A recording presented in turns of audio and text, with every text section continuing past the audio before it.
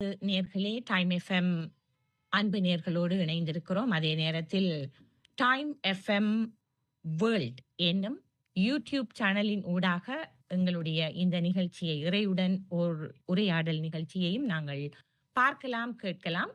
அந்த வகையில் யூடியூப் நேர்களுக்கும் நாங்கள் வணக்கத்தை தெரிவித்துக் கொண்டு நிகழ்ச்சியை ஆரம்பிக்கலாம். இன்று எங்களோடு இறையுடன் ஓர் உரையாடல் நிகழ்ச்சியிலே டாக்டர் லம்போதரன் அவர்கள் இணைந்திருக்கிறார். இன்று நாங்கள் அவரோடு ஒரு மிகச்சிறந்த விடயம் பற்றி பேச இருக்கிறோம். கோயில்கள் எப்படி இருக்க வேண்டும், எவ்வாறு இருக்க வேண்டும், நமது கோயில்கள் எவ்வாறு இருக்க வேண்டும் என்ற தலைப்பில் பேச இருக்கிறோம். வணக்கம் டாக்டர். வணக்கம் வணக்கம் டைம் எஃப்எம் நேயர்களே. ஒரு சிறிய கால இடைவெளிக்கு பின்னர் மீண்டும் இந்த புத்தாண்டிலே உங்களை இந்த வானிலையிலே இறையுடன் ஓர் ஊடாக மீண்டும் சந்திப்பதில் மிக்க மகிழ்ச்சி அடைகின்றேன். இன்றைக்கு ஒரு அருமையான ஒரு ஹாட் டாபிக் என்று சொல்லுவார்கள் இல்லை, நிகழ்காலத்துடன் பொருத்தமாக கனடா தேசத்திலே இந்த குளிர்காலத்திலே மிகுந்த சூடான ஒரு விடயத்தை பற்றி நாங்கள் இன்று உரையாடப் போகின்றோம். உங்கள் கருத்துக்கள் கேள்விகளுடன் நீங்கள் காத்திருங்கள். சரி, நாங்கள் முதலாவதாக இந்த கோயில்கள் என்பது எங்களுடைய கலாச்சார மையங்கள் மாத்திரமல்ல, எங்களுடைய பக்தி இடங்கள், எங்களுடைய சுமைகளை இறக்கி வைக்கின்ற, ஆண்டவனிடம் சரணடைகின்ற ஒரு முக்கியமான ஸ்தலங்கள். இந்த வகையிலே என்னிடம் ஒரு கேள்வி மாத்திரமல்ல, இது நிறைய பேரிடம் இருக்கின்ற கேள்வி. இறைவன் எங்கும் இருக்கிறான், எங்கும் பறந்திருக்கிறான், தூணிலும் இருக்கிறான், துரும்பிலும் இருக்கிறான் என்று சொல்வோம். அப்படியானால் ஏன் கோயில்களுக்கு நாங்கள் செல்ல வேண்டும், ஏன் வழிபட வேண்டும், அங்கே ஏன் வழிபட வேண்டும்? நல்லது, அருமையானது ஒரு கேள்வி. அதுல பாரம்பரியமான ஒரு விடை ஒன்று இருக்கின்றது. அதை சொல்லி போட்டு அறிவியல் ரீதியான விடைக்கும் செல்லலாம். நாங்கள் பாரம்பரியமான விடையிலே சொல்லுவார்கள், பசுவிலே உடல் எல்லாம் இருந்தாலும் மடியிலே தான் பால் வரும். அதுபோல இறைவன் எங்கும் இருந்தாலும் ஆலயத்திலே தான் என்னுடைய அருள் கிடைக்கும் என்று சொல்லுவார்கள். சொல்லுவேன், நாங்கள் சொல்றது காத்து எங்கே இருக்கிறது, எங்கேயும் இருக்கிறது. ஆனால் எங்களுடைய வாகனத்திலே டயருக்கு காத்தடிக்க வேண்டும் என்று சொன்னால் எல்லா இடமும் காத்திருக்கன்னு போட்டு இருக்கலாம். நாங்கள் காத்தடிக்கிற அந்த கருவி இடத்துல போய்த்தான் காற்றடிக்க வேண்டி இருக்கிறது, அப்படி சொல்லலாம். அது ஒரு விளக்கம். ஆனால் பொதுவாக ஒரு விளக்கம் என்னென்று கேட்டால், இந்த ஆலயம் என்னத்துக்கு இருக்குது, ஏன் ஆலயத்துக்கு போய் வணங்க வேண்டும், நாங்கள் வீட்டிலே கும்பிடலாம் தானே. அது ஒரு கேள்வி. கும்பிட்டால் எல்லாம் கிடைக்கும் தானே, இறைவன் எங்கும் இருக்கிறார் தானே. நிச்சயமா ஈடுபாடு என்பது முக்கியம். அப்ப இதுக்குத்தான் அந்த ஆலயங்கள் எப்படி என்று சொன்னால், இறைவன் எங்கேயும் இருக்கின்றான் என்று இருக்கிறது. இறைவன் எங்கும் இருப்பவன், எல்லாம் வல்லவன், அவர் அளவற்ற அன்புள்ளவர், அளவற்ற அருள் உள்ளவர், அளவற்ற ஆற்றல் உள்ளவர். அப்படியே அவரை எல்லாம் பற்றி சொல்லுகிறார் வேதங்கள். ஐயா என ஓங்கி ஆழ்ந்த கண்ட நுண்ணியனே, விண்ணிறைந்து மண்ணிறைந்து மிக்காய் விளங்கொழியாய் எண்ணிறந்து எல்லையிலாதான் அந்த இறைவன் என்று சொல்லியாச்சு. சரி, அப்ப அவருக்கும் எங்களுக்கும் இடையிலே ஒரு தொடர்பு இருக்கிறது. அது என்ன தொடர்பு என்றால், அவர் இந்த உயிராகிய எங்கள் மீது அன்பு அக்கறை உள்ளவராக இருக்கின்றார். God cares for us. எங்களுக்காக அந்த இது இருக்கின்றது. அதான் அடிப்படை உறவு. அப்ப அந்த உறவை நாங்கள் கொண்டாட வேண்டும். எங்களுக்கு தெரியும், உறவு கொண்டாடாவிட்டால் போயிடும். கடன் கீழாமல் போட்டது உறவு போகாமல் கிட்டது என்று சொல்லுவார்.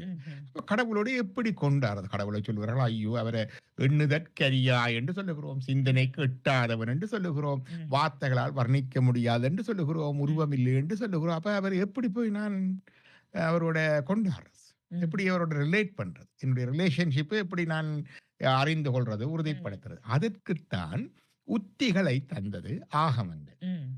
அப்ப அந்த ஆகமங்கள் அந்த உத்திகள், வழிகள் சொல்லப்பட்டிருக்கிறது. ஆகமம் ஆகி நின்று அன்னிப்பான் தாழ்வாக, அன்னித்தல் என்ற அணுக்கமாய் வருவதற்கு, மற்றது அன்னித்தல் என்ற அனுபவிப்பதற்கு, ரெண்டுக்கும் கருத்து இருக்கின்றது. இந்த உத்திகள்ல 3 உத்திகள் சொல்லப்பட்டிருக்கிறது எங்களுக்கு சைவத்துல. ஒன்று இறைவனோட கொண்டாடுற வழி பூசை, 2வது ஹோமம், 3வது தியானம். தியானம் மிகச் சிறந்தது, ஆனால் எல்லாருக்கும் கடினம். அது மனத்தை ஒருமைப்படுத்தி வச்சிருக்க வேணும். மற்றது சிந்தனைகள் வேறு இடத்துல ஓடக்கூடாது. இல்லாவிட்டால் கண்ணை மூடிக்கொண்டிருந்து எல்லா யோசனையும் செய்து போட்டு தியானம் செய்து கொண்டு எழுப்பி விடுவோம். தியானத்தை பற்றி கேட்கணும். பகவத்கீதையிலே அர்ஜுனனுக்கு தியான யோகத்தை பற்றி கிருஷ்ணர் சொல்லுகின்றார்.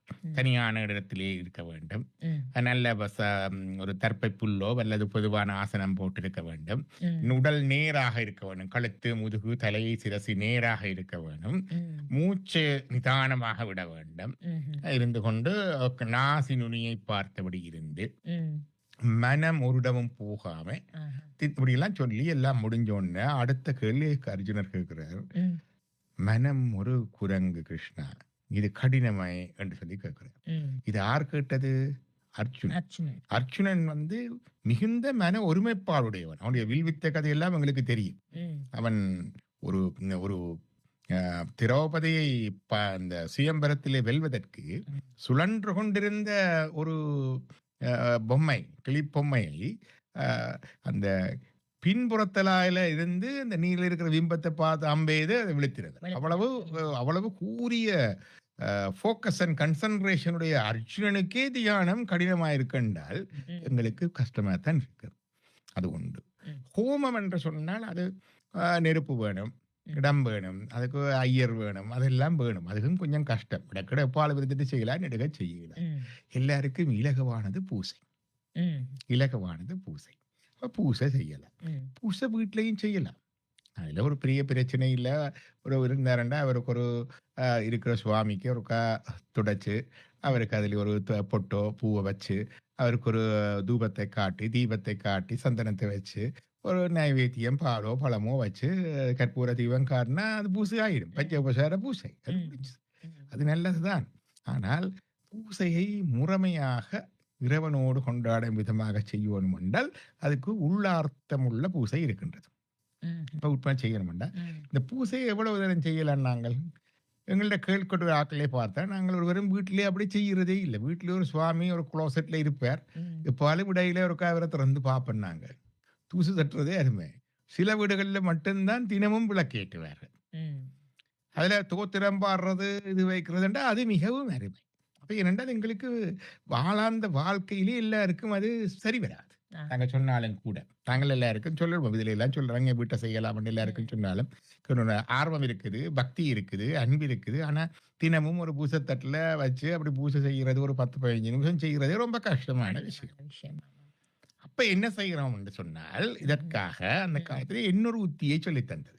நாங்க வீட்டுல செய்யற பூசை எங்களுக்காக செய்யறது ஆன்மார்த்த பூசை.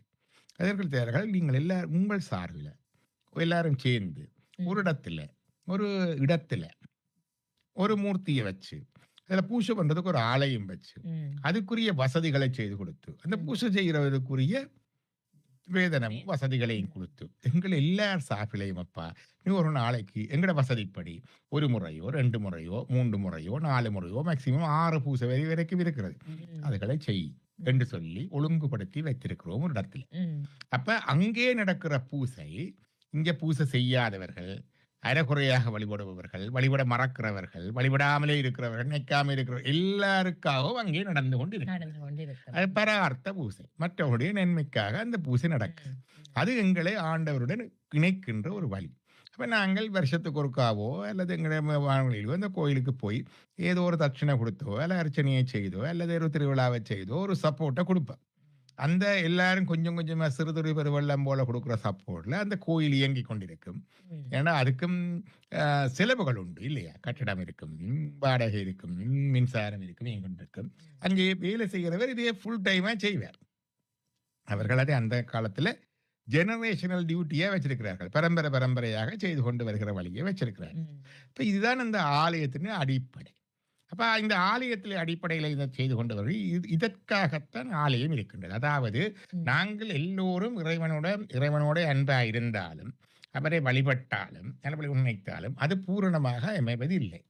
அதை நிறைவேற்றி செய்வதற்காக நாங்கள் ஒரு இடத்துல ஒருவரை எல்லார் சார்பிலையும் அதை செய்வதற்காக வைத்து ஒரு வைப்ரேஷன் அங்கே இருந்துதான் எங்களுக்கு அது செய்தாலே அந்த தொடர்பு எல்லாருக்கும் இருக்கின்றது. எங்கள் எல்லார் சார்பிலையும் எல்லாரும் வருஷத்துல ஒரு கண்டாலும் கோயிலுக்கு போவோம், இல்ல நேரி கண்டாலும் போவோம், இல்ல வருஷப்பூர்வ கண்டாலும் போவோம். போகாதாக்கள் எல்லாரும் நிறைய பேர் கூடி இறைவனை தொழுகின்ற பொழுது எங்களுக்கு அது இன்னொன்று, அது அடிஷனல். இது நீங்கள் கோயிலுக்கு போகாவிட்டாலும் கூட உங்களுக்கு அந்த நன்மை வருகிறது. நன்மை வரும். நன்மை வரும். ஏனென்றா அங்கே அது நடந்து கொண்டு இருக்கு. ம்.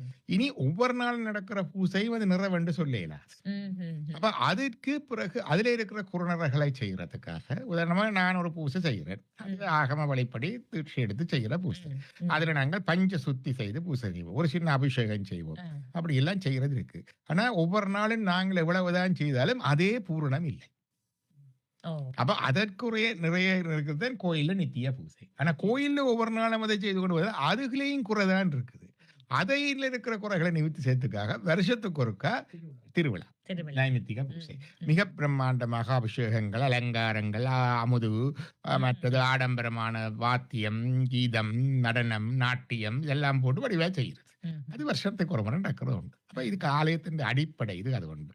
காங்கிரிகேஷனல் வர்ஷிப் பண்றது, அதாவது கூட்டு வழிபாடு என்பது அது எமது ஆலயங்களுக்கு மட்டுமில்லை. அது கிறிஸ்தவ தேவாலயத்துக்கும் உண்டு, இஸ்லாமிய பள்ளிவாசலுக்கும் உண்டு, யூதருடைய சினகோக்கும் உண்டு, சீக்கியர்களுடைய வழிபாட்டு தத்துக்கும் உண்டு. அது கூட்டு வழிபாட்டுக்கு அது எல்லாருக்கும் உண்டு. ஆனா ஆலயத்துல இந்த பூசை நடக்கிறது எங்கட சமயத்துல மட்டும்தான் இந்த வழிபாட்டு முறை இருக்கு. மற்ற இடங்கள்ல ஒவ்வொரு நாளும் அப்படி எல்லாம் மெயின்டைன் பண்ணி அது குறைவாக இருக்கின்றது. ஆகவே இதுதான் அந்த நாங்கள் ஏன் ஆலயம் இருக்குது, அந்த ஆலயத்துக்கு எங்களுக்கு என்ன தொடர்பு, நாங்கள் ஏன் ஆலயத்துல வழிபட வேண்டும் என்பதற்கான விளக்கம். சரி, நன்றி நன்றி டாக்டர். இந்த ஒரு ஆலயம் அமைக்கின்ற பொழுது எப்பொழுதுமே சில விதிமுறைகள், ஆகம சாஸ்திரம் இருக்கிறது. அந்த ஆகம சாஸ்திரத்தின் படிதான் ஆலயம் அமைய வேண்டும் என்று சொல்வார்கள். ஆனால் இப்பொழுதெல்லாம் நாங்கள் புலம்பெயர்ந்த நாடுகளில் கூட, கனடா உட்பட நாங்கள் தமிழர்கள் புலம்பெயர்ந்த நாடுகளிலே அமைக்கப்படுகின்ற இந்து கோயில்கள் அதன் வழிதான் அமைக்கப்படுகிறதா என்ற சந்தேகம் நிறைய மக்களுக்கு உண்டு. ஏனென்றால் ஒரு இடத்திலே ஒரு உணவகத்தை நாங்கள் பார்த்திருப்போம் பல ஆண்டுகளுக்கு முன்னர், பின்னர் அது கோயிலாக மாறி இருக்கும். எனவே இந்த ஆகம சாஸ்திரம் பின்பற்றப்படுகிறதா என்ற ஒரு கேள்வி இருக்கிறது. அதை பற்றி உங்களுடைய கருத்து என்ன? இது நல்ல ஒரு அருமையான ஒரு கேள்வி. அந்த கோயில்களுக்குரிய அடிப்படை கட்டமைப்பை எப்படி இருக்கணும் என்றதை சொல்லுற நூல்கள் ஆகம நூல்கள். இப்ப வைத்தியத்துக்கு வைத்திய நூல்கள் இருக்கிற மாதிரி ஆகமத்திலே ஆகம நூல்கள். கோயில் கட்டுமானம் அந்த அமைப்பை சுற்றி சொல்லுகின்றது, ஸ்ட்ரக்சர். அதிலே உண்டு இந்த விதிமுறைகள். எப்படி என்றால் எங்களுடைய வழிபாட்டுக்கு எங்களுடைய தத்துவ அர்த்தம் என்று சொல்லுவார்கள், உள்ளார்த்தமுடையதாக அந்த அமைப்பு இருக்கின்றது. உள்ளார்த்தம் அதான். இப்ப எங்களுக்கு சொல்லுவார்கள் என்னென்னா, உள்ளம் பெருங்கோயில் ஊனுடம்பு ஆலயம், வள்ளல் பிரானார்க்கு வாய் கோபுர வாசல், தெள்ளத் தெளிந்தார்க்கு சீவன் சிவலிங்கம், பல்ல புலனைந்தின் காலா மணி விளக்கி. அதாவது தேகாலயம், இந்த உடம்பு ஒரு ஆலயம். எங்களுக்கு இந்த உடம்பு ஒரு ஆலயம். அப்ப அந்த ஆலயத்துல பார்த்தீங்கன்னா இந்த உடம்பு மாதிரி தான் அந்த ஆலயத்தின் அமைப்பு இருக்கு, கட்டமைப்பு ஆகமம். கர்ப்ப கிரகம் இருக்கின்றது, அந்த சாங்டம் சாங்டோரம், கருவறை என்று சொல்லுவோம். அந்த கருவறையில தான் மூலமூர்த்தி இருப்பார். அது எங்களுடைய தலை, சிரஸ். எங்களுக்கு தெரியும், எண்சான் உடம்பில் சிரசே பிரதானம். இங்கதான் எங்களோட மூளை இருக்குது. அவர் போனார் என்றால் ஒன்றுமே வேலை செய்ய. இப்ப கர்ப்ப கிரகம் இருக்கிற மூர்த்தி அங்கே இருப்பார். கர்ப்பகிரகத்துக்கு அடுத்ததாக ஒரு ஒடுங்கிய அந்தராளம் என்ற பகுதி இருந்து அங்கால தொடுக்கும். அது எங்களுடைய கழுத்து பகுதி. அதுக்கு அப்புறமாக அங்கால அர்த்த மண்டபம் ஒன்று இருக்கு. அர்த்த மண்டபத்துல நீங்க பாத்தீங்கன்னா பொதுவாக கிழக்கு தெற்கு பார்த்தபடியாக சிவன் கோயில் என்றால் நடராஜர் இருப்பார் ஆடிக்கொண்டு, அம்பாலும் இருக்கிறது உண்டு. இது எங்கட நெஞ்சறை, இதயம் இடப்பக்கத்திலே இருக்கு. அது துடித்து கொண்டு இருக்குது. இங்க நடராஜர் ஆடிக்கொண்டு இருக்கு. அதற்கு அப்புறமாக இங்க அர்த்த மண்டபத்துக்கு வெளியிலே பார்த்தோம் என்றால் பலிபீடம் இருக்குது. எங்களுடைய வயிற்று பகுதி, சாப்பாடு போடுற இடம். அதுலதான் இந்த சோற்றுருண்டை வைத்து வழிபடுவார்கள். அது இருக்கின்றது. அதற்கு கொஞ்சம் அங்கால பானால் கொடிமரம் இருக்கிறது. அது எங்களுடைய குறிப்பகுதி, ஆண் குறி, அந்த அதிப்பகுதி. அடுத்ததாக அங்க பாத்தீங்கன்னா சுற்றவர ஒரு பிரகாரம் இருக்குது. அது எங்களுடைய கைகள், அந்த சரௌண்டிங், அந்த சர்க்கம்ப்ளெக்ஸ். அடுத்ததாக முன்னுக்கு ஒரு கோபுர வாசல் இருக்குது. அது அப்படியே 2 பாதங்களும் நிமிர்ந்திருக்கிற மாதிரி. இப்படித்தான் அந்த ஆலய அமைப்பு இருக்கிறது. இப்ப இன்டிரெக்டாக அந்த ஆலயம் சொல்லுது, நீ இங்க பாக்குற கடவுளை உன்னுக்குள்ளேயும் பார்க்கலாம். ஓ. அதுதான் சொல்வார்கள், உடல் என்பது ஆலயம், உயிர் என்பது கடவுள் ம். அப்படின்னு ஜீவன் சொல்வார்கள். அதாவது உயிர் கடவுள் தான். ஆனா ஆருக்கென்று கேட்டால் தெளிந்தார்க்கு ஜீவன் சிவலிங்கம். நாங்கள் சும்மா இருந்து கொண்டு சொல்லலாம். ஆமா. அந்த தெளிந்த நிலைக்கு வந்தவர்களுக்கு தான் இந்த ஜீவன் சிவலிங்கம் அப்படி இருக்கின்றது. அப்ப இதுதான் ஆலய அமைப்பு. அப்ப இந்த ஆலய அமைப்பிலே இவ்வளவு அமைப்புகள் இருந்தாலும் இன்றைக்கு ஆலயங்கள் அப்படி இருக்குது என்று சொல்றது. இதே அமைப்பு எனக்கு ஞாபகம் இருக்கிறது 10-12 வருடங்களுக்கு முன் என்னுடைய பிள்ளைகளுக்கு இதுகளை சொல்லிக் கொடுக்கறது தானே. அப்ப இப்படி ஆலயம் என்றா இப்படி இருக்கு கொண்டு சொல்லிக் கொடுத்தாச்சு.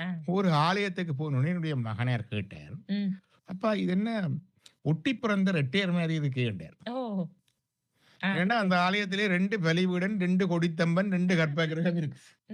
இடையில ஒட்டி பிறந்த ரெட்டையர் மாதிரி இருக்கு கேட்டார். ஏனென்றால் அந்த ஆலயத்தின் அமைப்பு அப்படி புரள்வா இருக்குது. அவருடைய அப்படி கேட்டு அப்படி இருக்கின்ற பொழுது என்ன நடக்கிறது, இந்த தத்துவார்த்தம் அங்க இல்லை, அவ்வளவுதான். மற்றும்படி அதற்காக கடவுள் இல்லை, வழிபாட்டுக்கு பலன் என்று சொல்ல முடியாது. இப்படி இருந்தால் அது மேலாக இருக்கும். பொதுவாக சொல்லுவார்கள், ஆலயத்தில் அடிப்படையாக இந்த கட்டிடங்கள் எல்லாவற்றையும் விட அடிப்படையா பேசிக்க 3 அம்சங்கள் இருந்தாலே அது ஆலயம்தான். ஒரு 3 திங்ஸ் வந்துட்டு ஆலயம். திருமந்திரத்தில் ஆய பதிதான் அருட்சிவலிங்கமா, பதி என்கிற இறைவன் வந்து சிவலிங்க வடிவத்தில் அங்கே இருப்பார். அல்லது பிள்ளையார் கோயில் என்றா பிள்ளையார், முருகன் கோயில் என்றா முருகன் அம்மன். ஆய பசுதான் அடல் ஏறு என நிற்கும். முன்னாடி இருக்கிற நந்தி இருக்குதானே, அந்த நந்தி அது வந்து பசு என்கிற உன்னுடைய ஆன்மா. சரிதானே, அது அங்க அந்த ஆன்மா அப்படி இறைவனை பார்த்து கொண்டு இருக்கு. அப்ப அது கருத்து கேட்டா நீ உலகத்துக்கு பின்பக்கத்தை காட்டி கொண்டு இருக்கு. அப்ப நீ இறைவனிடம் போக வேணும் என்றால் உலகத்தை பின்தள்ளி இறைவனை பார்க்க வேணும், நோக்க வேணும் என்றதை குறிக்கும். அது 2வது. இந்த 2 அம்சமும் வந்து நீங்க பாத்தீங்க என்றால் இந்தியாவில, வட இந்தியாவில எல்லாத்திலும் இருக்கும். ஆனா 3வது ஒரு அம்சம் சைவ கோயில்கள்ல தென்னகத்தில் இருக்கிறது. சொல்லுவாரு, ஆய பலிபீடம் ஆகுன் நல் பாசம். பாசம் என்பது இறைவனையும், பதி என்கிற இறையையும், பசு என்கிற உயிரையும் ஏதோ ஒன்று பிரிக்குது இல்லையா, அந்த பிரிக்கிறது ஒன்றுதான் அந்த பலிபீடம். ஏன் பலிபீடம் வச்சிருக்கிறோம் என்றால் அதுதான் பலியிடப்பட வேண்டிய பிராணி. இங்கேயும் அர்த்தம் பெறுது. ஆதி காலத்துல மனுஷர் எப்படி வழிபட்டார்கள் என்றால் அப்படியே தனக்கு விருப்பமான கடவுளுக்கு உடனே ஒரு கோழியை அறுத்து, ஆட்டு அறுத்து கழிவிடுறது, அது இருந்தது. அவ பிறகு இது கிறிஸ்தவத்திலே நாங்க பார்க்கிறோம். புதிய ஏற்பாடு வரைக்குள்ளதான் சொல்லுகிறார்கள், இல்லை எங்களுக்கு இயேசு கிறிஸ்து கடைசி பலியா வந்தார். அதே மாதிரி எங்களுக்கு அந்த வழிபாட்டு மரபிலிருந்து அடுத்த தத்துவார்த்தத்தை வரைக்க நீ ஆடு கோழி எல்லாம் வெட்ட தேவையில்லை. நீ பலியிடப்பட வேண்டியது உன்னட்ட இருக்கிற அந்த கட்டுக்கள், பாச கட்டுக்கள், அதுகளைத்தான் வெளியிட வேண்டும். ஆகவே அந்த பலிபீடம் அங்கே இருக்கு. இந்த 3ம் வந்துட்டு தண்டா, அங்க கருவறை ஒன்றும் வரையில. இந்த 3ம் வந்துட்டு தண்டா ஆய அரண்நிலை ஆய்ந்து கொள்வார்க்கு என்று இருக்குது. இவ்வளவு வந்துட்டா the basic சைவ டெம்பிள் இஸ் தேர். அதுக்கு பிறகு கருவறை வாரது, அர்த்த மண்டபம் வாரது, விமானம் வாரது, கோபுரம் வாரது, கொடித்தம்பம் வாரது, சுற்றுப்பரிகாரம், அதெல்லாம் பிறகு அதுகள் வாரது. அடிப்படை இந்த அம்சம் தான். ஆலயம் புதுக்க தொடங்கியக்குள்ள இப்படி பெருசாக கற்ப கிரகம் அதெல்லாம் யோசிக்கவே இல்லை. இந்த 3ம் இருந்தாலே அங்க அந்த வழிபாட்டுக்குரிய இது வந்துடுது. அது மிச்சம் அதுக்குரியது தண்ட பாட்டுல அது வரும். ஆனா இந்த அமைப்பு வந்து ஆகமைப்போடு சிறப்பாக இருந்தால் இந்த தத்துவ அர்த்தத்தை விளங்கக்கூடியதாக இருக்கும். ஆரூரர் இங்கிருக்க அவ்வூர் திருநாள் என்று ஊரூர்கள் தோறும் உணர்வு 2 பாட்டு இருக்கு. அதே மாதிரி எல்லா கோயில்களும் பரவாயில்லை, உள்ளுக்கு அவர் இருக்கிறார் என்பதை குறிப்பதுதான் அந்த ஆலயத்தின் அடுத்த இது. நீங்க அங்க போயிட்டு அது சொல்லுவார்கள், running is necessary to know running is not necessary. அப்ப எல்லா இடத்துக்கும் போய் கும்பிட்டு வந்து கடைசியாக தேடின பூண்டு காலுக்குள்ள இருக்கு, அது இங்கதான் இருக்கு என்றுதான் இந்த ஆலயத்தின் தத்துவம். நன்றி நன்றி. இனி அடுத்ததாக ஒன்று சரி, உணவகம் முந்தி இருந்தது. அதுல முந்தி என்ன இருந்ததை பற்றி பெருசா தேவையில்லை, எங்களுக்கு தெரிஞ்ச பார்த்தா தெரியும். பல ஆலயங்கள், இப்ப இருக்கிற ஆலயங்கள் முந்தி மயானம் இருந்த இடம். திருக்கச்சி ஏகம்பம், இது வந்து காஞ்சிபுரத்து ஏகாம்பரேஸ்வரர் கோயில், அங்க வந்து கச்சி மயானம் முந்தி. திருவாலங்காடு மயானம், திருக்கடவுர் மயானம். இப்ப மயானத்திலேயே ஆலயம் இருக்குது. பல ஆலயங்கள்ல இருக்கிற சிவலிங்கங்கள் வந்து பெரிய ஞானிகளுடைய சமாதி, அவர்கள் உடல் புதைத்த இடம். அப்படியும் இருக்குது. அப்படியால நாங்க நினைக்கிற வரை அது அசுத்தம், இது அசுத்தம் இல்ல. இந்த இடத்திலேயும் இறைவன் இருக்கிறார். ஓ! அந்த இடத்துல நீங்கள் இதுல இறைவன் இருக்கிறான் என்று நினைச்சிட்டால் சரி. அவ்வளவுதான். அங்க அது வந்துடுவார். ம். ஆனா இந்த அமைப்புகள் இருக்கிற பொழுது, அது எங்களுடைய தத்துவ விளக்கத்தை மேலும் மெருகூட்டுவதாகவும், ம். அடுத்த படிக்கங்களை அப்படி காட்டிக் கொண்டு போவதாகவும் இருக்கின்றது. இருக்கிறது. ஆமா. இது இல்லாட்டிக்கு அடுத்த படிக்க இன்னொரு சொல்லி விளங்கப்படுத்தினா தான் போயிடும். ம். இருந்தா கொஞ்ச காலம் வருஷம் 10 வருஷம், 5 வருஷம், 20 வருஷம் போய் கொண்டிருந்தால், ம். அது போன உடனே அவருக்கு ஒரு தோண்டு விளங்க தொடங்கும். இது கங்காலி ஒன்று இருக்கின்றது ம். என்பது புரிய தொடங்கும். ம். அதற்காகத்தான் இந்த ஆலய அமைப்புகள் ஆகம வழிபாட்டில் சொல்லப்பட்ட முறையில் ம். நன்றி, நன்றி டாக்டர். இன்னும் ஒரு கேள்வி. இந்த ஆலயத்திற்குள் நாங்கள் செல்லுகின்ற போது, வழிபடுகின்ற பொழுது சில விதிமுறைகள் கவனிக்கப்பட வேண்டிய விடயங்கள் என்று இருக்கிறது. உதாரணத்திற்கு திரைச்சீலை போட்டு பூசை ஆரம்பிக்கவில்லை என்றால் அந்த இடத்தில் வழிபடக்கூடாது என்று சொல்வார்கள். நேராக வழிபடக்கூடாது, ஒரு பக்கவாட்டில் வழிபட வேண்டும் என்று சொல்வார்கள். இப்படியான விதிமுறைகள் வந்து ஆண்டவனுக்கும் எங்களுக்கும் தடை போடும் என்று நம்புகிறீர்களா? ஒன்று என்னன்னு கேட்டால் அதில் ஒரு அடிப்படையான அம்சம் இருக்கிறது. ம். கோயில்ல கருவறையில திரை போட்டிருப்பார்கள். ஓ! அப்ப பார்த்தால் எங்களுக்கும் இறைவனுக்கும் இடையில ஒரு தடை ஒன்று இருக்குது. எல்லாரும். ஆ. அது எல்லா சமயமும் சொல்லுது தானே. ஓ! ஓ! அப்ப தடை இருக்கு. அதுக்கு பிறகு பார்த்தால் அந்த தடையை விலக்குவதற்கு குருவானவர் ஒருவர் வருவார். அப்ப அங்க குரு வருகிறார். ஓஹோ! அவர் அங்க திரையை விலக்கினார். ம். திரையை விலக்கினாலும் கருவறை இருட்டத்தான் இருக்கும். ம்ஹும். அங்க ஞானமாகிய ஒளி அதை காட்டுறார். தீபம் காட்டுறார். இப்பதான் கருவறைக்கெல்லாம் மின் விளக்கு போட்டு எல்லாம் ஒளிச்சா இருக்கிறத உடனே தெரியுது உங்களுக்கு. ம். ம். அந்த கால பாரம்பரியத்துப்படி கருவறைக்கு மின் விளக்கு ஒன்றும் கிடையாது. கிடையாது. ஓ! அப்ப இவர் திரையை விளக்கினாலும் இருட்டாத்தான் இருக்கும். ம். அங்கே அவர் இந்த தீபத்தை காட்டுகின்ற பொழுது தீப ஒளியிலே ம். நீங்கள் ஒரு கிளிம்ஸ் தான் தெரியும். கடவுள் முழுக்க தெரிய மாட்டார். ம். ம். ம். ஏன்னா கடவுளை முழுமையாக ஒருவரும் அறியவோ அடையவோ முடியும். அப்ப அதை அந்த தத்துவார்த்தத்துக்கு தான் இந்த திரை, ம். அந்த குருவானவர், பிறகு அவர் காட்டுற தீபம். தீபம். அதற்காகத்தான் அந்த இது. பக்கவாட்டில் வழிபட வேண்டும் என்று சொல்வது. அதை சொல்லுவார்கள் என்று கேட்டால் இறைவனுடைய பக்கவா ஒன்று வந்து நடைமுறை பிரச்சனை ஆ. ஒன்று. பக்கவாக்கம் இருந்தால் 2 பேரும் ஒருவர் அந்த மறைக்காமல் வழிபடக்கூடியதாக இருக்க வேண்டியது ஒன்று. ஆ. 2வது சொல்லுவார்கள் இடவனுடைய அருட்பார்வையை சொல்லுவார்கள். கண் கடைக்கண் பார்வை. பார்வை. ஆ. கடாட்சம் என்று சொல்லுவார். அக்ஷம் என்றா கண். ம். லட்சுமி கடாட்சம், லட்சுமி கடக்கண்ணால பார்க்கணும். ஓ! கடக்கண்ணால பார்க்கிறோம் அருள் பார்வை. நேரே பார்க்கிறது உக்கிர பார்வை. தீயவைகளை அழிப்பதற்காக பார்க்கிற பார்வை. அதனுடைய தான் கும்பிடும் போது சொல்லுவார்கள், நீங்க பக்கத்துல சைட்ல நில்லுங்க என்று சொல்றது அந்த கடைக்கண் பார்வை விளவாடு என்பதை ஒரு குறிப்பாக விளக்குவதற்காக. ம். இடது பக்கத்தால் சென்று நாங்கள் ஒவ்வொரு விக்கிரகங்களை வழிபடுகின்ற போது இடது பக்கத்தாலே தான் ஆரம்பிக்கிறோம். வலம் தருதல் என்று சொல்றது. வலப்பக்கத்திலிருந்து இடமாக வல clockwise. பக்கத்தில் ஆமா. அது என்ன காரணம்? பொதுவாக பூமியும் வலமாத்தான் வலஞ்சுழியத்தான் அதற்காக கிரகங்கள் எல்லாம் வலமாத்தான் சுத்தும். வலஞ்சுழியாக. ஆனா இடப்பக்கமா சுத்தக்கூடாதுன்னு இல்ல. விதிவிலக்க நீங்க ஹார்மோன சைவத்தை இடப்பக்கமாயும் சுத்தலாம். அதுக்கும் போட்டு இருக்குது. மற்றது அதுகள் வந்து அது என்னன்னு கேட்ட சில கிரகங்கள் இடப்பக்கமா சுத்துறது இருக்கின்றது காஸ்மாஸ்ல. அதே மாதிரி எல்லாரும் விளக்கை புழக்க உள்ளவராக இருந்தாலும் சில பேர் வந்து இடக்கை உள்ளவராக இருக்கிறார்கள். எங்களுக்கு நடராஜர் கூட கால் மாறி ஆடி மதுரையில் இருக்கிறார், மற்ற காலை மதித்துக் கொண்டு இருக்கிறார். ஆகவே இந்த விதிவிலக்குகள் ஒரு சிறு பகுதி உண்டு, அதற்கு இடம் உண்டு வழிபாடுல. ஆனா பொது விதியாக வலம் பெறுதலாக செய்கின்றோம். மற்றது இது இந்த கேள்வி இப்ப நான் ஒரு இடத்திலே படித்தேன். இப்ப பெண்கள் மாதவிடாய் ஏற்படும் காலத்திலே வந்து ஆலயத்திற்குள் செல்லக்கூடாது என்று. ஆனால் உண்மையிலேயே பழைய காலங்களிலே கோயில்கள் நடுக்காட்டிற்குள் அமைந்திருக்குமாம். அப்ப அந்த பெண்கள் அந்த வாடையோடு செல்கின்ற பொழுது மிருகங்கள் அவர்களை தாக்குவதற்கு சாத்தியக்கூறுகள் இருப்பதனால் தான் அந்த தடையை போட்டார்கள். அந்த நாட்களில் கோயிலுக்கு வராதீர்கள், உங்களுக்கு அது ஆபத்து என்பதற்காகத்தான் அந்த தடையை போட்டார்கள். ஆனால் அது இன்னும் அந்த விடயம் கடைபிடிப்பதற்கு இதற்காக என்று சொல்ல முடியாது. உண்மையாக இந்த பெண்கள் பூசை செய்யக்கூடாது என்பது பிற்காலத்துல தான் வந்தது. எங்களுடைய 63 நாயன்மார்கள் காலத்துல பெண்கள் கருவறை வரைக்கும் போயிருக்கிறார்கள், பூசை செய்திருக்கிறார்கள்.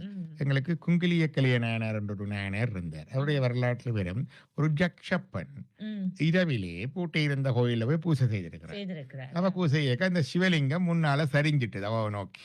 ம். அப்ப அடுத்த நாள் அதை நிமித்தறதுக்காக எல்லாரும் ட்ரை பண்ணாங்க. அப்ப பெண் வந்து கருவறைக்கு பூஜை செய்த வரலாறு 61 வரலாறு இருக்குது. இருக்கிறது. திருநீல நக்க நாயனார் என்று ஒருவர் இருந்தார். சம்பந்தனுடைய சமகாலத்தவர். ம். அவரும் மனைவியாரும் கோயிலுக்கு போய் கருவறைக்கு வரைக்கும் போய் 2 பேரும் கும்பிட்டு இருக்கணும். ம். கும்பிடைக்குள்ள அந்த பூஜை ஒன்று கேட்க ஒரு சிலந்தி ஒன்று அதில் விழுந்துட்டு. ம். அவ உடனே ஒரு தாய் தானே உடனே பக்கண்டு அவ அந்த ரிஃப்ளெக்ஸா உடனே கண்டு ஊதி விட்டுட்டா.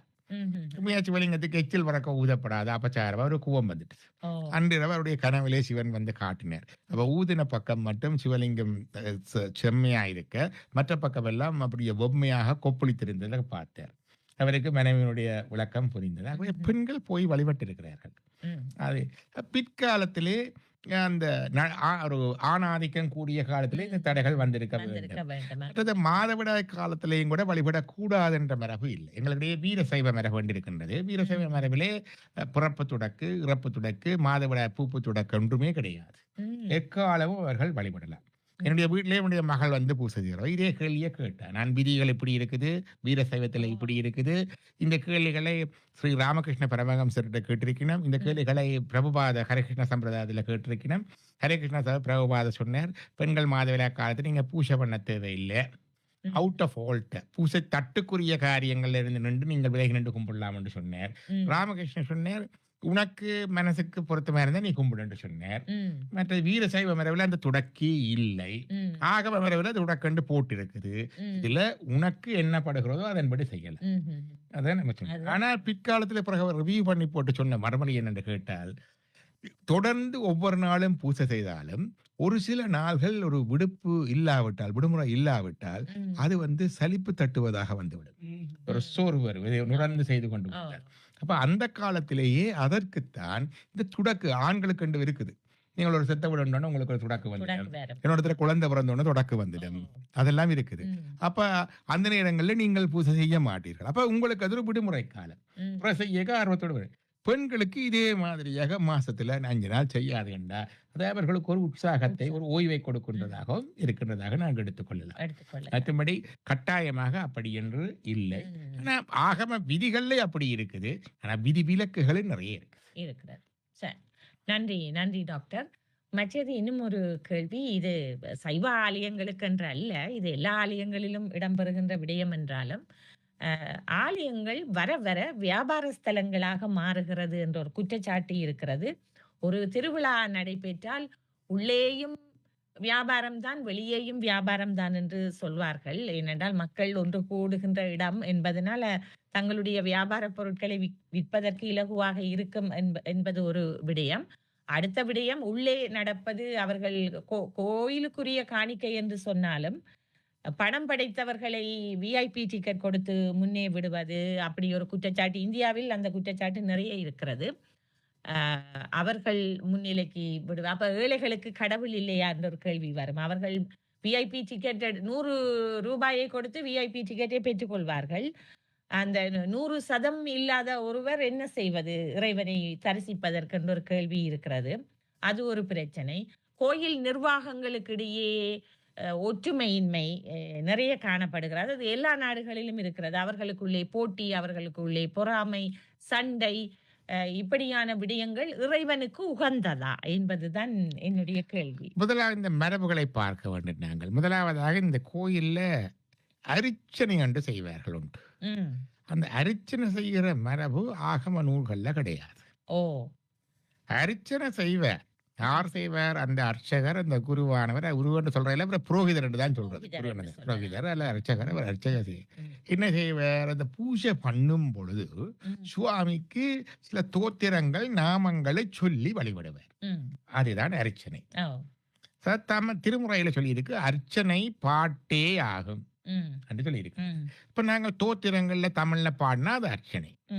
அவர் வந்து நாமாவளியாக பொதுவாக நாமாவளி என்ற ஆவலி என்ற வரிசை, தீபாவளி என்ற தீப வரிசை எங்களுக்கு தெரியும். நாமாவளி என்ற நாம வரிசை. ஓம் ஸ்கந்தாய நம, ஓம் குஹாய நம, ஓம் சண்முகாய நம கண்டு அப்படியே பேர்களை சொல்லி சொல்லி கும்பிடுறது. அதில் 10 நாமம் சொல்லுவினம், 16 நாமம் சொல்லுவினம், அப்படி 36 சொல்லுவினம், 50 108 சொல்றது இருக்கு. 108 சொன்னா அது வந்து அஷ்டோத்திர சதநாமாவளி. 1000 சொன்னா சகஸ்டநாமம். இப்படி இருக்கின்றது. அப்ப சில பேர் அப்படி அந்த அர்ச்சனையை அது அவருடைய நேரம், வசதி இத பொறுத்து ஏதோ மினிமலா செய்வார் உண்டு. நீங்க பார்த்தீங்கன்னா, பிள்ளையாருக்கு போனா லவோகந்தாய நமக, சுமுகாய நமக என்று போட்டு அப்படியே என்னுடைய பேரும் பேரும் லம்போதராய நமக என்று சொல்லி ஓடிவிடும். ஒரு 10 பேர், 12, 16 பேர் போட்டு அப்படி பூசி போட்டுட்டு போறது. இது அதது. ஆனால் இந்த அர்ச்சனையை ஒவ்வொருத்தரும் எனக்கு செய் என்று வெளிக்கிடணுமே, அது மரபில இல்லை. நீங்கள் அப்படி செய்ய தேவையில்லை. நீங்க போனா உங்களோட கர்ச்சனை தட்டை கொண்டே அவர்கிட்ட கொடுக்கலாம். அவர் செய்கிற பொழுது பூசியோட சேர்த்து செய்வார்.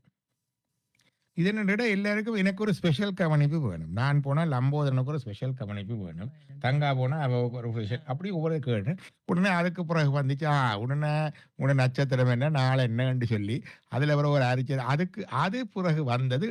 பிறகு அதுக்கு என்ன செய்தார்கள்? ஓகே, அந்த நாளையில அர்ச்சனைக்கு காசு கிடையாது, தட்சணை என்று சொல்லுவார்கள். தட்சணை வந்து நீங்க விரும்பினா வைக்கலாம். பொதுவாக என்னுடைய ஊர்ல நான் புரிந்த பொழுது அர்ச்சனைக்கு போயிருக்கேன், அங்கே தட்டு கொண்டு போவோம்.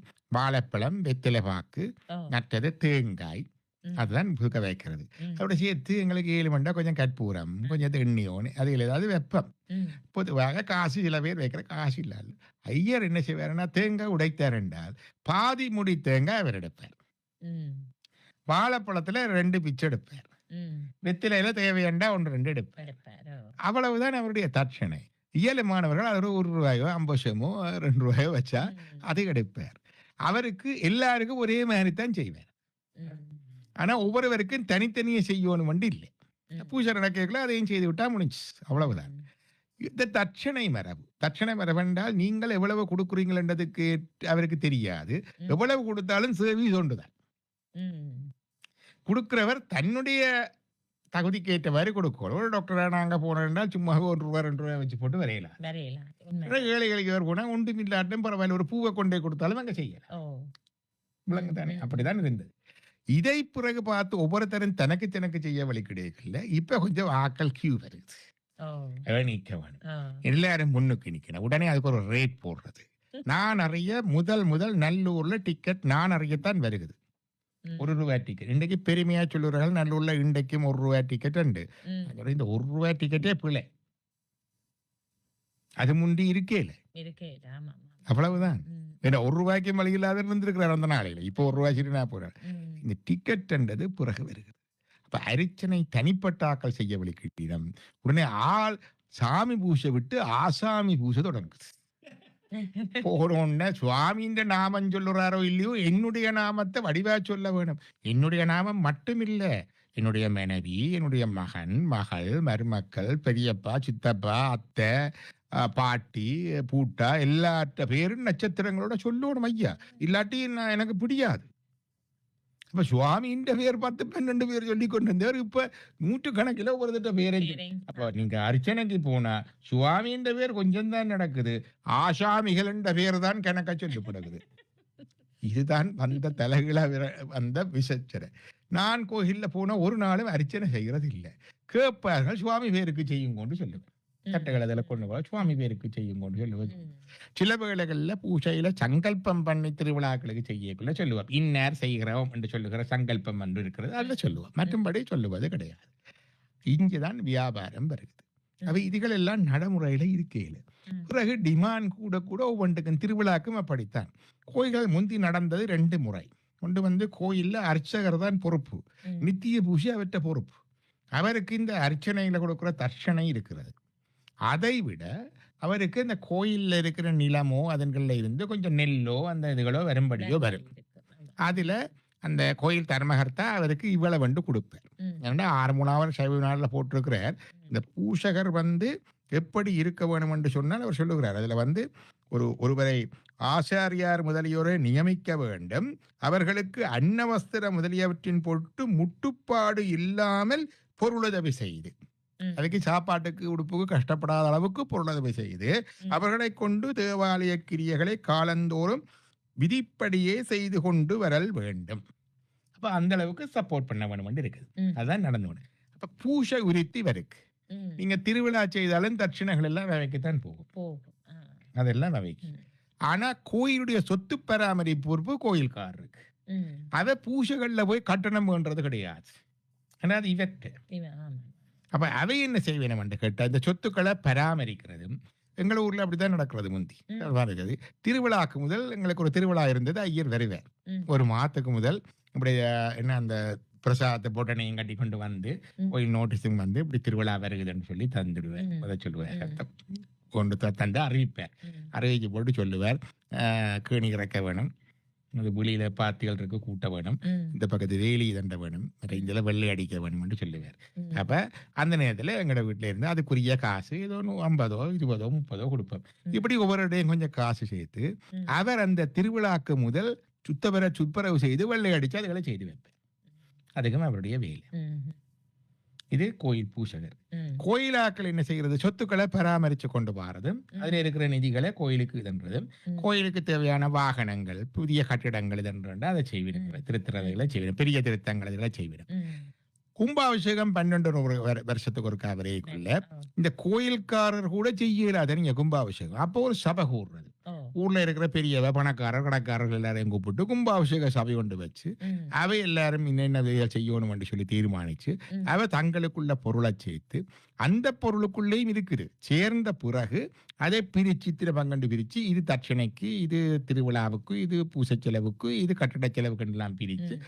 அதன்படி கும்பாபிஷேகம் செய்கிறது நடக்குது. அப்ப இங்க வந்து ஒருத்தருக்கும் வியாபாரம் கிடையாது. ம். ஆமா. அங்கே ஆக பெனிஃபிஷரி வந்து அந்த புரோகிதர் மட்டும், அதுக்குரிய தட்சணைகள் அந்த இதுகள் இருக்கு. இதுதான் இந்த முறை. ம். இதை கோயில்ல பார்த்தார்கள ஐயருக்கு டிக்கெட்ல நிறைய போகுது, ஆக்கள் கூட்டிட்டோம், ஓ. அர்ச்சனை எல்லாம் போகுது. ஆமா. அது உதன் நாங்கள் எடுத்த கோயில்காரர் யோசிச்சணும். ம். உடனே ஒரு உண்டியல் ஒன்று வந்து வச்சார்கள். ஓ. உண்டியல் ஒன்று வச்சார்கள். உண்டியலை பற்றி ஒரு ஆகமத்திலையும் காணையில. கனடாவில் உண்டியல் வச்சா ஒரு பிரச்சனை என்றா, உண்டியல்ல சேர்ற காசுக்கு டாக்ஸ் ரிசீட் இல்லை, பிளாக் மணி. அப்ப அதே உரிய இடத்துல அவர் சரி கணக்கு பார்த்து போடுறாரோ, ஆட்ட பேர்ல போடுறாரோ, இல்ல வேற வேற டாக்ஸ் போடுறாரோ தெரியாது. அப்ப அந்த பிரச்சனை. அப்ப உண்டியல் வந்தது. பிறகு அரிச்சனைக்கு டிக்கெட் வந்தது. ம். திருவிழாவை பொறுப்பில் எடுத்துக்கணும். ஒவ்வொரு திருவிழாவுக்கும் ரேட் போட்டுக்கணும், இவ்வளவு வேண்டும் ஓ. வந்தது. பிறகு கும்பாபிஷேகத்துக்கு அது கான்ட்ராக்ட் வந்தது. இப்படியே ஆலயம் வியாபாரமாக வந்து விட்டது. அது உண்டு. அதுல எங்களுக்கு நடந்த ஒரு பிரச்சனை என்று கேட்டால், எங்களுடைய ஈழத்தில் நடந்த போர்க்காலத்திலே நாங்கள் புலம்பெயர் தேசத்திலே ஆலயங்களை திட்டமிட்டு ஊடுருவி எங்களுக்கு தாயகத்துக்கு பணம் சேர்த்து அனுப்புகின்ற வியாபார நிலையங்களாக ஆக்கினோம். ம். இன்றைக்கும் அவருடைய கட்டுப்பாடுகளில் தான் பல ஆலயங்கள் இருக்கின்றன. ஆ. இன்றைக்கு தாலியத்தில் அங்க வந்து போராட்டத்துக்கும் காசு போறதில்லை, புனர்வாழ்வுக்கும் காசு போறதில்லை. ஆனா அதே மெக்கானிசத்தை காசு எடுத்து இங்க ஆக்களுக்குள்ள போய்கொண்டிருக்கிறது. ம். எங்க ஆலயத்துக்கு பின்னால ஒரு டெம்பிள் எக்கனமி ஒன்று, ஹியூஜ் இயங்கு நிலை பொருளாதாரம் ஒன்று இருக்குது. ம். அந்த பொருளாதாரத்துக்காகத்தான் ஆலயங்களில் இவ்வளவு சண்டை, இவ்வளவு பிரச்சனைகள், இவ்வளவு வழக்குகள். கோயிலிலே அந்த பணம் இல்லாவிட்டால் நடக்காது. இதை பற்றி எனக்கு முழுமையாக தெரிய வந்தது ஒரு 7-8 வருடங்களுக்கு முன்னாடி. இலங்கையிலே ம். 2 ஆலயங்கள் இந்து சமய கலாச்சார திணைக்களத்தின் கட்டுப்பாட்டிலே இருக்கின்றன இன்றைக்கு. ம். ஒரு ஆலயம் பாணந்துறையில் இருக்கின்ற கோயில் உண்டு. அது அந்த காலத்திலே எங்கள் விடுதலை அந்த பிரபாகரனுடைய குடும்ப தொடர்புடைய கோயில். அந்த காலத்திலே அரசாங்கம் அதை பொறுப்பேற்று இந்து சமய திணைக்களத்தில் கொடுத்துட்டு, ம்ஹும். பாணந்துறையில் ஒரு போய் எங்கடையாக்கள் பெருசாக போய் கும்பிடுறாண்டு இல்லை, அந்த லோக்கல் கிரௌட் கும்பிடுது, சிங்கள ஜனம் கும்பிடுது. ம். 2வது ஒரு கோயில் முருகண்டி பிள்ளையார் கோயில். ஓ. போர் முடிந்த பிற்பாடு ம். இந்த கோயிலை திருப்பு எடுக்கக்குள்ள அதில் இருக்கிற பிரச்சனைகள்ல வழக்கு போய் ம். அந்த வழக்கு நிலுவையில் இருக்க நீதவான் சொல்லிட்டார், வழக்கு முடியும் வரைக்கும் இதனுடைய நிர்வாகம் வந்து இந்து சமய கலாச்சாரம். ம். இந்த 2 கோயிலின் வருமானம் கிட்டத்தட்ட 10 வருடத்துக்கு முன்னால் ஒரு வருட வருமானம் 70 லட்சம் ரூபாய் இலங்கை. ஓ. அந்த ஆண்டு பல ஆலயங்கள் புனருத்தாரணம் செய்யப்பட்டு கொண்டிருந்ததானே, ம். அவர்களுக்கு பிரித்து கொடுத்தார்கள். ஒவ்வொரு ஆலயத்துக்கு உழவு இந்த இதுகளை கொடுத்தார்கள். இந்த கன்னடங்கள் அழிந்த ஆலயங்களை கொடுத்தார்கள். கொடுத்தாங்க. இந்த பேரூர் தெரியாத இந்த சிறு ஆலயங்களுக்கே ஒரு வருடத்துக்கு 70 லட்சம் என்றால் ம். யோசித்து பாருங்கள். நம்ம ஊர்ல இருக்கிற முன்னால இருக்கிற கோயில்ல இருந்து பெரிய கோயில்கள் எவ்வளவு பின்னால அந்த இயங்கு நிலை பொருளாதாரம் இருக்கு. ஓ. அதை நோக்கித்தான் ம். இந்த இவ்வளவு சச்சரவு, இவ்வளவு சண்டை. பொதுவாக அதிகார போட்டி மட்டுமல்ல, அதுக்கு பின்னால் இப்ப நேரடியா கோயில இருந்து பணம் எடுக்கிறது உண்டு. ம். 2வதாக கோயிலில் நடக்கிற வேலைக்கு என்னோடத்துல கண்ட்ராக்ட் கொடுத்து அதனோட கமிஷன் பெறுகிறது உண்டு, வருகிறது. ஆமா. அல்லது தனக்கு ஏற்ற ஒரு இதில் இருக்கிறது உண்டு. இப்படி பல விதமான குளறுபடிகளுக்கும் ம். ஊழல்களுக்கும் அந்த பராசக்தியில் ஒரு வசனம் வந்தது, கோயிலை எதிர்த்தேன், ஓ! கோயில் கூடாது என்பதற்காக அல்ல, கோயில் கொடியவர்களின் கூடாரமாக இருக்கக்கூடாது என்பதற்காக. ஆமா. இப்ப ஆறுமுகனாவில் இருந்த கோயிலை பற்றி அழகாக சொல்லுகிறார், எப்படி இருக்கணும் என்று சொல்லுவார். ம், ம், இது பாலபாடத்துல இருக்குது, தேவாலயம் என்ற கட்டத்துல சொல்லுவார். ம், தேவாலயம் தோறும் வித்தியாசாலை ஸ்தாபித்து ம். அதிலே பிள்ளைகளுக்கு கருவி நூல்களையும் வேதமாகமான நூல்களையும் கிரமப்படியே கற்பித்தல் வேண்டும். ம், கருவி நூல்கள் என்றால் எங்கட உலகியல் கல்வி. ம். உலகியல் அப்ப கல்வி, ஆமா. உங்களுக்கு தெரியும், எத்தனையோ சர்ச்சஸ் எல்லாம் பள்ளிக்கூடம் தொடங்கினது, மிஷனரி ஸ்கூல் எல்லாம் இருந்தது. ஓ, எங்க என்னென்ன கோயில் பள்ளிக்கூடம் தொடங்கினு பாக்குறோமோ விலை குறைவு. குறைவு. இன்றைக்கு இருக்கு இந்தியாவில் சில பெரிய என்ன திருப்பதி தேவஸ்தானத்துக்கு எல்லாம் பல்கலைக்கழகம் எல்லாம் இருக்கிறது, ஆனா மற்றபடி விலை குறைவு. ம், அப்போ சொல்றார், ஆலயங்கள் வித்தியாசால சாபித்து அதுல வேதாகம கல்வி பட்டுள்ள கருவி நூல்கள் என்ற இண்டஸ்ட்ரியல் தொழிற்கல்விகள், ம், டெக்னாலஜி அதெல்லாம் கொடுக்க வேண்டும். ம், கற்ற பிள்ளைகளை பரீட்சித்து அவர்களுள்ளே அதிசமர்த்தர்களாயும் நல்லொழுக்கவும் பக்தி உள்ளவர்களையே தேவாலயத்துக்கு ஆச்சாரியார் முதலாயினோராக நிர்வாகசர் அதெல்லாம் வந்து அதில் படிச்சாக்கள்லாம் வர வேணும், ம், நியோகித்தல் வேண்டும். அவர்களுக்கு அன்னவஸ்திரம் முதலியவற்றை பொருட்டு முட்டுப்பாடு இல்லாமல் பொருளது செய்து கொண்டு அவர்களை கொண்டு தேவாலய கிரியைகளை காலந்தோறும் தவறாமல் விதிப்படியே செய்து கொண்டு வரல் வேண்டும். ம், அவர்கள் தங்களுக்குரிய நல்லொழுக்கத்திலும் தேவாலய கிரியைகளிலும் வலுவினார்களாயின் அவர்களை கண்டித்து திருத்தல் வேண்டும். ம், திருத்த முறாதவர்களை நீக்கிவிடல் வேண்டும். ம், கடவுளுடைய குணமவைகளையும் புண்ணிய பாவங்களையும் அப்புண்ணிய பாவங்களின் பயனாகிய சுகதுக்கங்களையும் கடவுளை வழிபடும் முறைமையையும் அவ்வழிபாட்டினால் பெறப்படும் முத்தி இன்பத்தையும் அறியும் அறிவு இல்லாத போது தேவாலயத்தினாலே சனங்களுக்கு சிறிதும் பயனில்லை. No use.